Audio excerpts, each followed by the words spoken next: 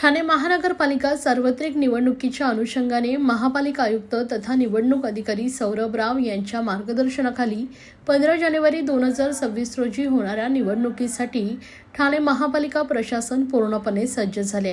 ठाणे महापालिका क्षेत्रातील 33 प्रभागांमध्ये ही निवडणूक बहुसदस्यीय पॅनल पद्धतीने होत असून 1 ते 28 व 30 ते 33 प्रभागांमध्ये अ, ब, क, ड अशा 4 जागांकरता व प्रभाग क्रमांक 29 मध्ये अ, ब, क अशा 3 जागांकरता मतदारांना मतदान करावयाचे आहे.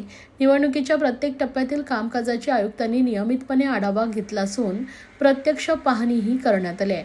निवडणूक आयोगामार्फत नियुक्त मुख्य निवडणूक निरीक्षक पी. वेलरासू, मुख्य कार्यकारी अधिकारी, महाराष्ट्र औद्योगिक विकास महामंडळ, मुंबई व निवडणूक निरीक्षक समीक्षा चंद्रकार, अध्यक्ष जात पडताळणी समिती तर जिल्हा सिंधुदुर्ग यांच्यामार्फतही निवडणूक विषयक कार्यवाहीवर बारकाईनं लक्ष ठेवलं जात आहे. ठाणे महानगरपालिका क्षेत्रामध्ये 16,49,869 इतकी मतदार संख्या असून त्यामध्ये 8,63,878 पुरुष व 7,85,830 महिला आणि 159 इतर मतदार आहेत. निवडणुकीसाठी 9 प्रभागांमध्ये 11 निवडणूक निर्णय अधिकारी यांचे कार्यालय असून त्या ठिकाणाहून निवडणूक साहित्य वितरण व संकलन केले जाणार आहे. निवडणुकीकरता 33 प्रभागांमध्ये एकूण 213 मतदान केंद्र स्थापन करण्यात आलेली आहेत. मतदान केंद्रावर सर्व आवश्यक सुविधा तसेच मदतीसाठी स्वयंसेवक, दिव्यांगांसाठी व्हीलचेअर, ज्येष्ठ नागरिकांसाठी बसण्याची सोय, पिण्याच्या पाण्याची सुविधा उपलब्ध असणार आहे.